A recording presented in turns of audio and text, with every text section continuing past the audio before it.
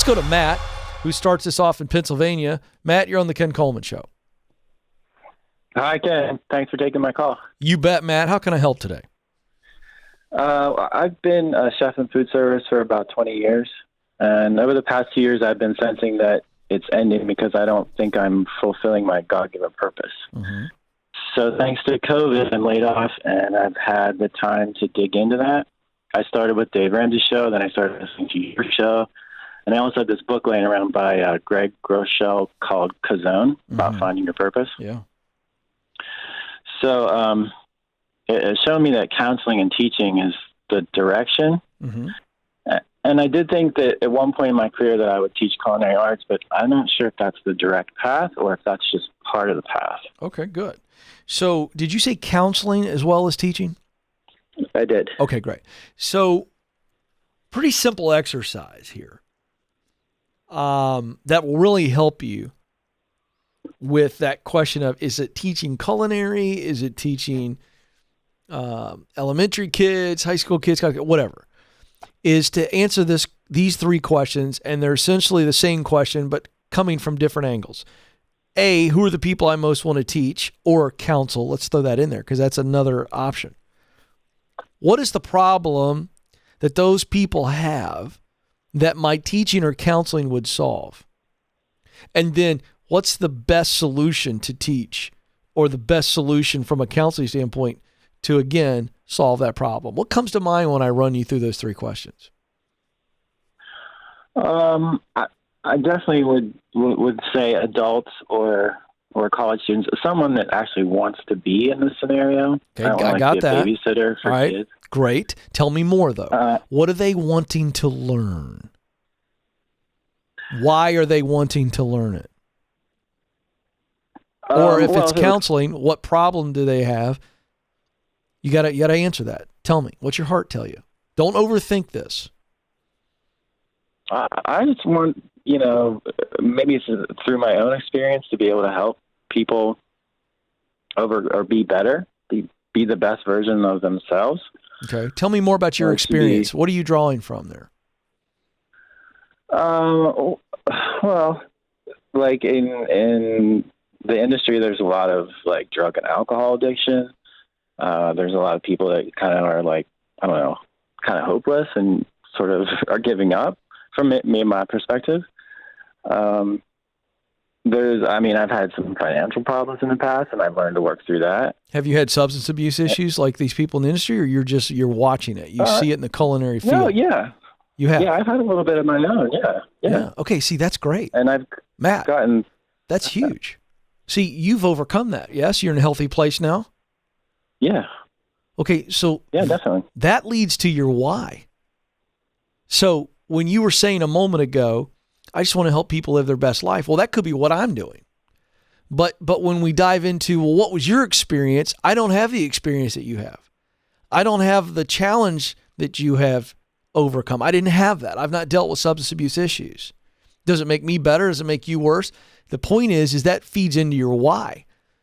So where I tend to see this going with folks is there's always a direct connection from your story, specifically the challenges you've overcome, and the work that you want to do on behalf of others. So you want to help others either A, avoid getting into substance abuse or money problems, or B, and it's maybe both and, help them get out of the pit of substance abuse and out of the pit of financial debt. So when you look at it that way, and I make you choose, and I say you can only choose one, which, by the way, we're not going to make you really do this, but just for fun, rank, if you will, by choosing, would you want to be in a role where you are teaching or counseling? Which one is it? I don't know how to separate the two. Great. Like if Who says you have to? Teaching, I feel it. Okay. Great. See, all we're doing right now is we're putting your heart to the test. Do you feel it? Yeah. I've been struggling with it for a while. Yeah. I got this far, and yeah. So it's like I'm teaching, I'm missing out on something else. Yeah. So let me ask you this. The people group you will want to help. If I guarantee you success, you'll do some teaching, you'll do some instructing, and you'll do some counseling. You get to do both. Are Okay. you teaching and counseling in the area of substance abuse, or are you teaching and counseling in the area of money? Got to choose. Which one would you choose? Probably substance abuse, Yeah, and maybe, hopefully, or possibly around the restaurant industry. I love it. See, those are the Because people. it's changing a lot right now. It used I to get be it. Yeah. what you think, but now it's not. It's a lot different, and I think that there's actually opportunity there Yeah, dude. for I people hear. to avoid a lot of what Yes. happens. Yeah. Do you know why they're getting into those? What's your take? You're an insider. Don't overthink this. Shoot from the hip. What do you think is one of the primary causes of substance abuse in the culinary industry? It's a come down from the adrenaline rush, and also a different kind of come down from having to work so many hours. Yeah. So you know what I it's hear? accessible. Yeah. I hear that the number one cause is what people describe as burnout. I call it buildup. And one of the causes, there's 5 causes of buildup which make you feel burned out. But what's really happening is the heart is being overwhelmed. And they got into culinary arts because they love some type of combination of creativity and serving others, and they love food. And so the creativity, the love of food, and making something that delights others is a pretty good combo. Is that fair? Am I on the mark? Oh yeah, you definitely get a satisfaction from that, Yeah. and So- accolades from Yeah. that. Yeah. So guess what happened? Yeah, it's a form of performance. That's why it's called art. And so what happens is you get into that for the love of it and you're doing it, but then you get overwhelmed because of the way the industry's set up. And you think, well, I've just got to work this many hours. It's the only way I could be successful. And there's no strategy to avoid getting overwhelmed. And then over time, the love gets buried by the work itself. And there's so much of it, you've forgotten how much you love it. Am I still on the mark? Right. Yeah, you're totally there. All right. So then what happens? I need to escape. Yes. Yes, absolutely.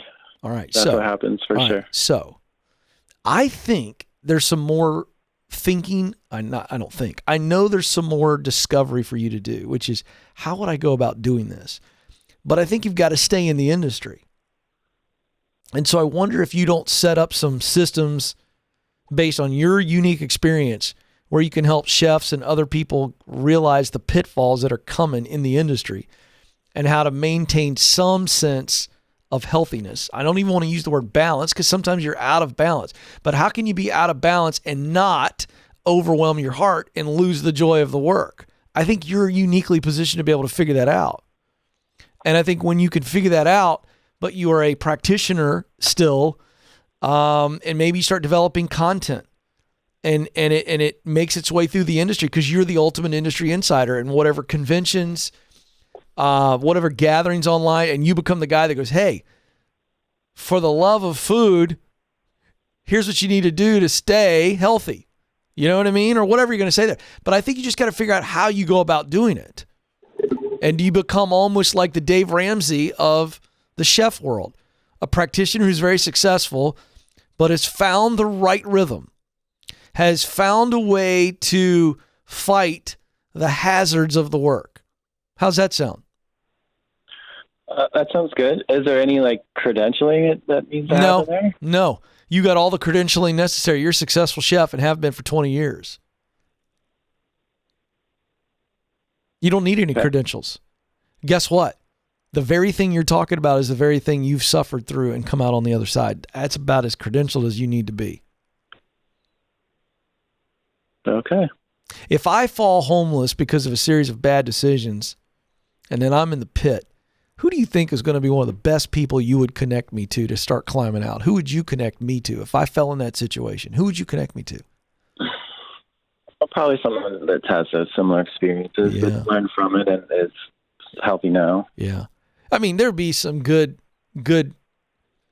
exercises that I could take with a counselor and somebody like that. But at the end of the day, I need to talk to somebody who's walked a very similar path. That's who I'm going to listen to because they know what I'm feeling. They know what I've done, and they know what it takes to get out of it.